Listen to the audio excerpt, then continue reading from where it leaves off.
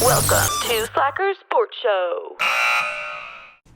Hey guys, good evening and welcome back to another NFL podcast preview. In this episode, we're going to go over the NFC East. Last week, if you listened, we went over the NFC West. We're going to go division by division all the way up to the NFL season start, if it starts on time. So to talk about the NFC East, we're going to head over to Mark, who is joined on the podcast. Again, Mark is always on all these podcasts, so I don't know why I keep introducing him, but hello, Mark. Hope everybody's doing well. Like Trevor said, we talked about NFC West last week.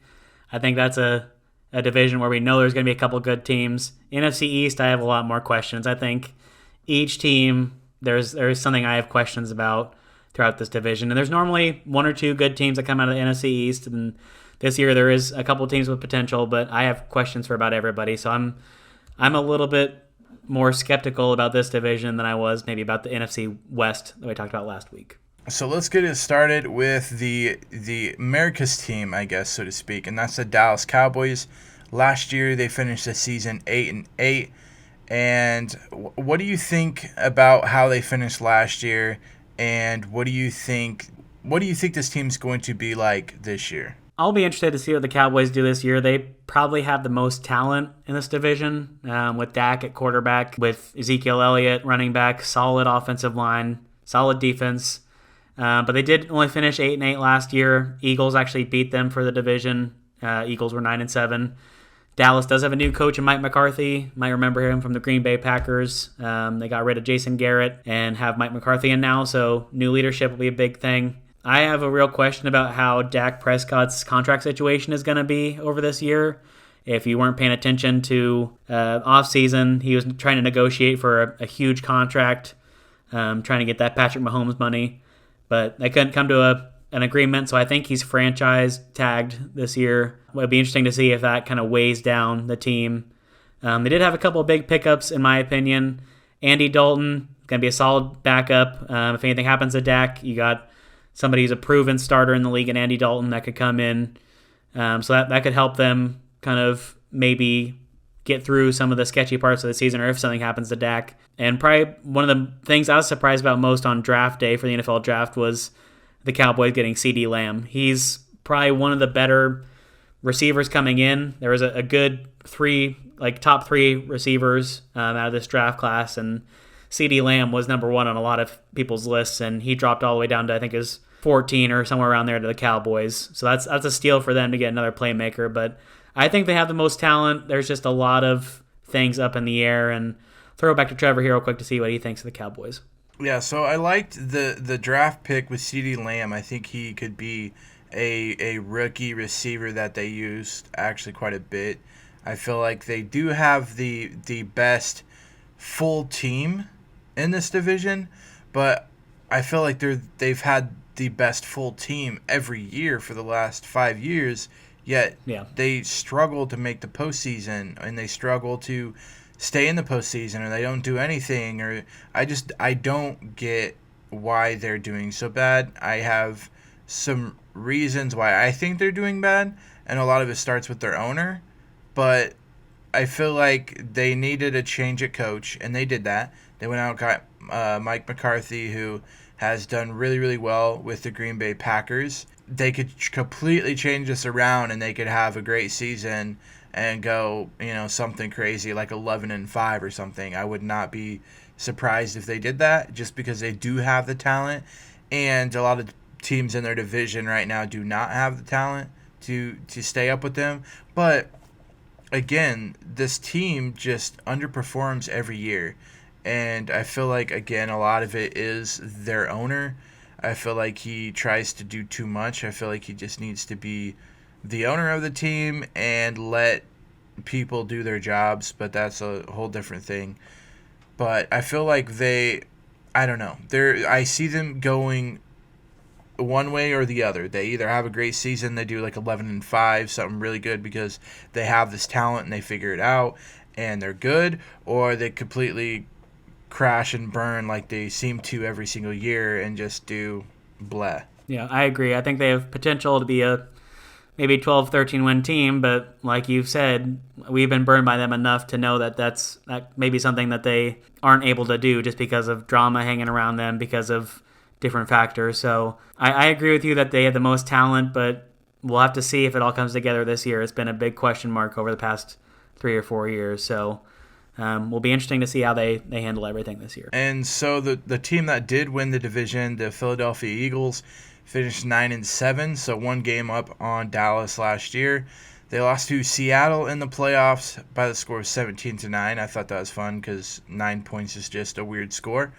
And what was exciting about them is they were not in a position to win until their last 4 weeks of the season, where they beat the Giants twice, the Cowboys once, and Washington once to get into the playoffs. So they kind of were just okay last year, and then at the end of the season they really turned it on, but ultimately lost to Seattle in the playoffs. Yeah, this is another team that has quite a bit of talent, but again is middle of the road. Like Trevor said, they finished 9-7 last year and barely got in the playoffs, barely won the division. Big question I have for them is Carson Wentz, one of the probably top 10 quarterbacks in the league when he's healthy, but he's been hurt past 2 or 3 years, and they just can't seem to keep him on the field. So he's a big question mark for me if he can stay healthy. Their running backs and receivers, just kind of going over the offense, running backs and receivers, they don't really have a star running back or a star wide receiver, just a lot of solid guys. So that may help them as far as if anybody gets hurt, if anybody, God forbid, has something wrong with coronavirus. They have solid pieces to back them up, but they don't really have the guy at running back or receiver. So it'll be interesting to see how they handle that, and if they try to go for a big name at some point this year.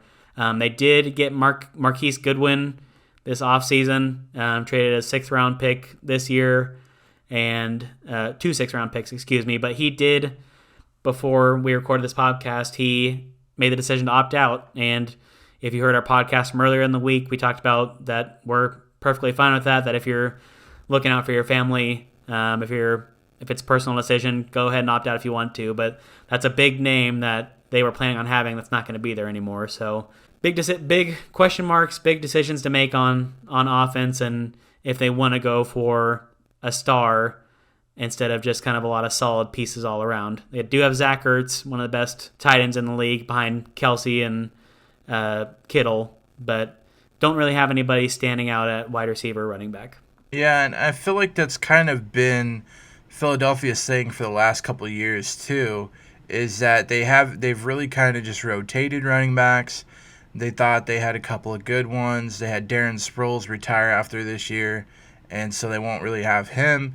And they've kind of just used their running backs just sporadically, however good they're playing. And then I feel like this is kind of the same thing at wide receiver. They have one wide receiver one game go off, like Aguilar or something, and then the next game it's some guy we never heard of. And then, the guys that they paid that big money to aren't doing anything. And I feel like it's kind of just a complete jumbled mess.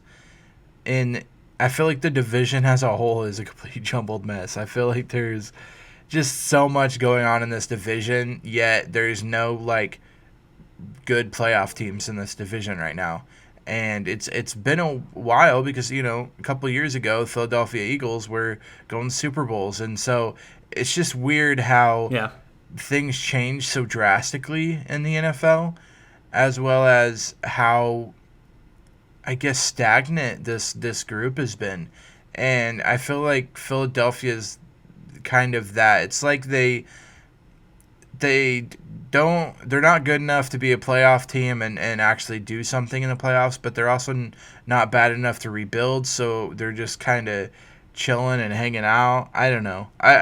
Because when you think of teams, you think of the elite teams, like you got the Chiefs, you got, the 49ers, you got the Packers, even though Packers last year didn't do as good as we thought they would. You got the elite teams that are always seeming to push for playoffs.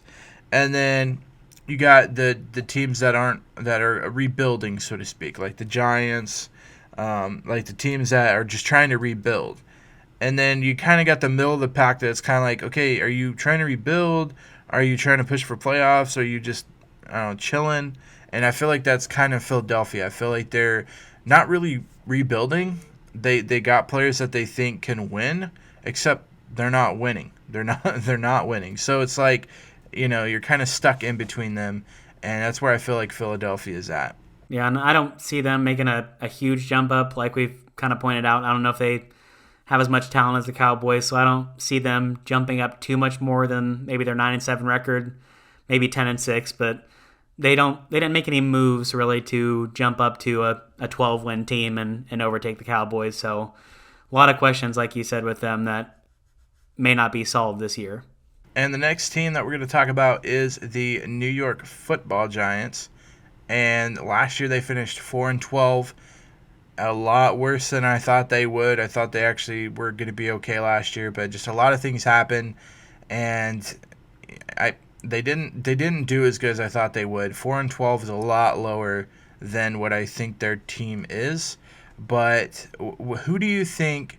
I guess why do you think they finished 4-12, and do they have the answers to try to beat Philadelphia, try to get up there, and maybe beat the Dallas Cowboys? Biggest thing I saw with them last year was health. Their main skill position players on offense, they weren't all healthy at the same point in time. I think I saw a stat somewhere at the end of last season that Daniel Jones, quarterback, Saquon Barkley, Sterling Shepard, and Evan Ingram may have played like only one game altogether, or like a very small number of snaps even, maybe smaller sample size than that, but they just were ravaged by health and injuries last year.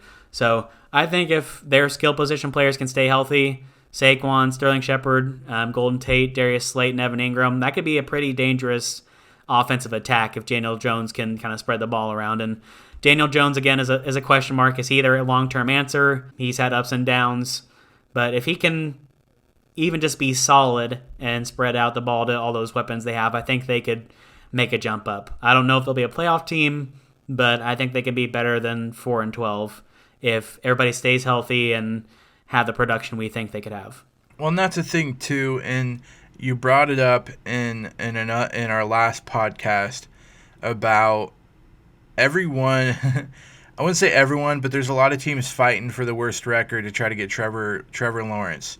And so, Do the Giants decide, well, maybe, Daniel Jones isn't our answer? Do we flop this season and try to get Trevor Lawrence, who we think is going to be the answer? Or, I don't know. It'll be interesting to see what the Giants do, because the Giants are rebuilding, but I think they're not rebuilding quick enough. They don't have enough good players from their drafts and free agents to actually make a difference. So, they're basically wasting Saquon Barkley. I mean, if he played on a different team, a mediocre team, that team would be great. He would change a team from mediocre to great. Him being as good as he is, he's really the only one they have. They got Evan Ingram, who is good, but he seems to be injured all the time. They have wide receivers that have done good at some points, and then other points it doesn't even look like they know what a football is. They got a quarterback that throws to both teams. It's hard to see the Giants doing something, but I feel like they need to do something, whether it be, I don't know, either decide, hey, we need to put more money into our team and use Saquon, or maybe like a year before Saquon's contract's out, maybe they make a blockbuster trade to rebuild again. Because what happened was the Giants, they rebuilt, but then they didn't get enough people around Barkley to complete the rebuild. So they got like one piece or two pieces, but not the rest of the team. And so, I don't know. I'm more upset because I feel like Barkley could have one of the best careers of any running back ever, except for he's stuck on a terrible team. Yeah, I agree kind of with the point you made that if Saquon Barkley was even on an average team, that team would probably be even just say you put him on the Eagles, for example, in the same division. I think if you put him on the Eagles with solid pieces around him, that team could be a division winner. He's just been kind of stuck in a position where nobody's staying healthy, questions at quarterback, and like you said, that they're wasting some of his prime years.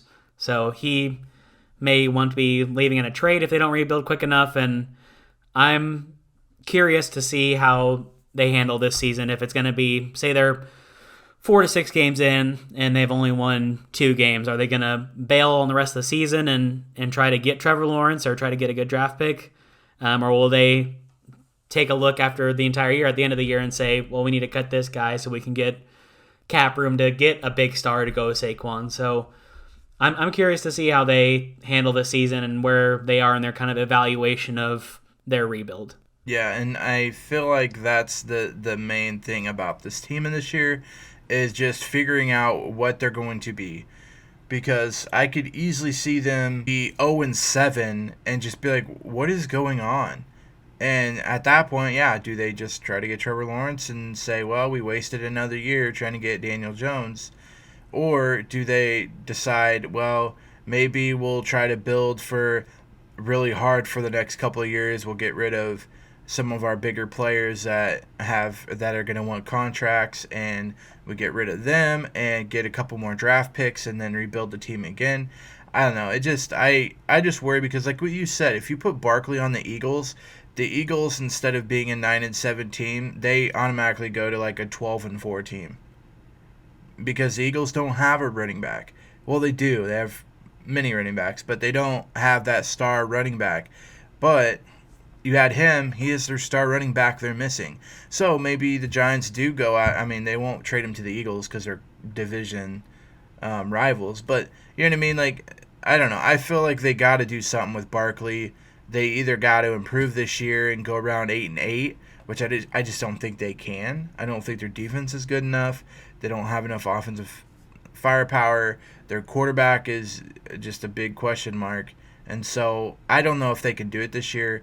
It makes me kind of sick to my stomach to see one of the best running backs, if not the best running back in the league, not get anything because he's on a crappy team. Kind of Christian McCaffrey situation too, but that's for NFC South podcast when we get there. So a little bit similar situation. And so the last team we're going to talk about is, I guess, the Washington football team is what they're being called this year. I'm not against them changing their names. It from a mascot standpoint, it kind of stinks because it's like, well, you know, that's what they've been for so many years. But if you kind of look into what it is and all that, I agree that they probably shouldn't have that. We're in a point in our lives where some stuff shouldn't be, I guess, prominent in culture anymore. And so I feel like they could have got a better name, and I think this name is just temporary until they can find their actual name they're going to use from now on. But I'm okay with why they changed their name. It's just kind of weird, and it's going to be weird for this year, and you know, next year they'll change their name, and then they'll be back to normal, and everything will be great. But the Washington football team is what they're going to be called this year. Last year they finished 3-13.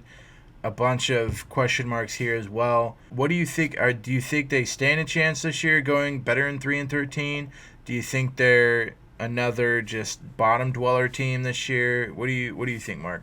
I think they're going to be at the bottom division again this year. I don't see them making a huge jump up. Some things to look forward to, though, if you are a Washington football fan. Alex Smith, and as Chiefs fans, we kind of have a connection to him, was here in Kansas City for a long time. Alex Smith was cleared to take part in football activities again. He's still on the physically unable to perform list, so he wouldn't be probably cleared for games for a while, but after, I think it was like 15 to 17 leg surgeries, good to see him getting back to at least take part in football. And there'll be, if he's healthy and doing well, there could be a quarterback competition between him and Dwayne Haskins.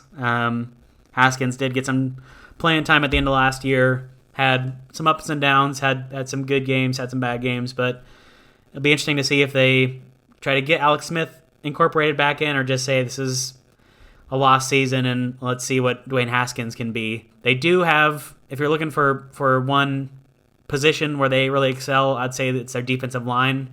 They already had a solid group there with Ryan Kerrigan, Montez Sweat, Jonathan Allen, had a lot of solid guys there, and then they went and got Chase Young. I think it was the second overall pick, and he has a good chance of being Defensive Rookie of the Year. I think he could be a game changer, and if they do take a step up, that's probably what's going to lead them there is their defense. So I think he could have a big impact right away. Saw that with the Bosa brothers. They both came in pretty early and excelled where their team was going to be, kind of rose their team ceiling. I think Chase Young could do that, but I don't think it's going to be enough to really get them above fourth place, or maybe they can maybe get up to third, but I don't see it this year. Yeah, and that's I feel like with any team that we've talked about, it's all about their quarterback. And it's not the fact that their quarterback is bad or good, it's can their quarterback perform well enough. So you look at the Philadelphia Eagles, and Carson Wentz shouldn't be on a team that goes 9-7. Now, injuries, everything, all that good stuff. But then you also look at other teams like, do you remember the Giants when they were winning Super Bowls? I mean, Eli Manning is not one of the greatest quarterbacks ever, but he was on a good team, and he did what he needed to do to win. And so I feel like that's kind of Washington. I mean, Dwayne Haskins might be a really, really good quarterback, but can he do what it takes to win? Or he might not be the answer, but can he do enough to win them some football games? And again, I feel like a lot of these teams that are drafting young quarterbacks are looking at this year being like, hey, do we try to get Trevor Lawrence? Because I'll be honest with you, Trevor Lawrence, unless injury or something like that happens, he will be, I wouldn't say another Patrick Mahomes, but he will be that type of quarterback for a certain team. Whatever team gets him, they should be okay at quarterback for the next 10, 15 years. They're kind of fighting for that position right now. There's some NFL seasons where it's like, well, yeah, there's this good player, but there's no really good quarterbacks. And then you also have years where they're like, oh, this quarterback is so good, and then he comes up and he's like, oh, he's not really that good, so I don't know if we just wasted a pick on him. But I think Trevor Lawrence will be a top 5 quarterback in at least 2 years into his career. I feel like he's just that special. The Washington football team did pick Dwayne Haskins. Was it a couple years ago now, or did they pick him in last year's draft? I think it was last year. I think it was his rookie year, so it would have been I think last year. I'm pretty sure. Yeah, and so has he had enough time to actually show something? I do like that they brought back Alex Smith. And now this is all up to Alex Smith. Basically, he's come back from this because he about literally lost his leg because it broke and there was just a bunch of complications. And he came back, and we know Alex Smith. We know what he's done for the Chiefs. We know what he's done for the best quarterback in the league now in Patrick Mahomes. And I feel like Dwayne Haskins could learn from Alex Smith and fully understand what's going on, and Alex Smith can actually help him be better in his career. I feel like Alex Smith, wherever he's gone, the next quarterback up, as soon as the quarterback gets there, he's ready. And so, I mean, when Alex Smith retires, I would love for the Chiefs to go out and get him as an offensive coordinator or quarterback's coach or whatever, because he has some gift. I don't know what it is, but he has some gift of teaching young quarterbacks how to be better. And I feel like the Washington football team could actually use that, and Haskins could be really good this year, or next year be really good after another year behind Alex Smith. I don't know. I feel like he's still too young and too raw right now to actually understand if he's going to be a good quarterback through his career. But then you also have Darius Geis, who was really, really good in college, comes up, tears his ACL, and then kind of injuries on and off last year. Darius Geis could be a Saquon Barkley type running back, where he's one of the top running backs. So I feel like Washington has some players in critical spots where they could definitely be really good in a couple of years. They're just not there yet. They're not proven yet. But I feel like they are rebuilding the right way. They got the quarterback spot, which I feel like is a question mark, but it's not as big as question mark as Daniel Jones is in New York. And then Darius Geis, if he can stay healthy, he's going to be a really, really good running back. He kind of reminds me of like a Derrick Henry type running back where he just runs over everyone. So I feel like they're getting there. and they're building their defensive line, like you said, and their defense. So I feel like this year, probably one of the lower teams. I think they beat the Giants. I think they go up to third in the division, but I feel like they're still 2 or 3 years away from actually making a playoff push if everything kind of falls into place. So what is your final order in the division? We kind of wrapped up NFC West podcast by giving what we think the order is going to be as far as finish. What do you have the order as in the NFC East? So right now, NFC East, I got to go with the Cowboys because I feel like even if they have a bad year, they're probably going to finish better than the Philadelphia Eagles, the Giants, and Washington. I would say the Cowboys almost kind of make it in just because they do have all that talent. Now, we might find through the season that Ezekiel Elliott says, hey, I'm opting out. We might come up to week 1. He goes, you know what? You guys haven't treated me well. I'm opting out. Then that team completely changes. That team goes from say they're 8-8 last year. They go from an 8-8 team to a 4-12 team. If they don't have their star running back, if they don't have a good running back, Dak can't do his thing, which means they're not going anywhere. So it'll be interesting to see kind of everything that happens with if people opt out, who stays, who goes, if any trades are made, if they actually try to get Ezekiel Elliott his contract he wants, which I feel like as a running back, your contract is very, very weird because you only have those so many years before you get injured or get old or just run out of energy. And so those years you want to get paid as much as possible, but football teams know that, and they know that they can just wait a year and get another one out of the draft because running backs are best in their first 5-6 seasons into the league. So, I mean, you look at the Chiefs, Damian Williams. I mean, he's done so good for us, but when he opted out, it wasn't like a huge blow because it's like, well, we did just draft a brand new running back, which if you don't remember, we drafted Kareem Hunt a couple of years ago. His rookie year, he came in and just demolished everyone. So I feel like running backs are easier to come by early on in their career, and I feel like as far as their contracts go, they're harder to sign long, big contracts because they just don't last as long. And I feel like Elliott's a really good running back, a really good runner, but a lot of his success is because of that offensive line. And I feel like that offensive line is slowly getting a little worse, and they're losing a few players. Players are getting injured.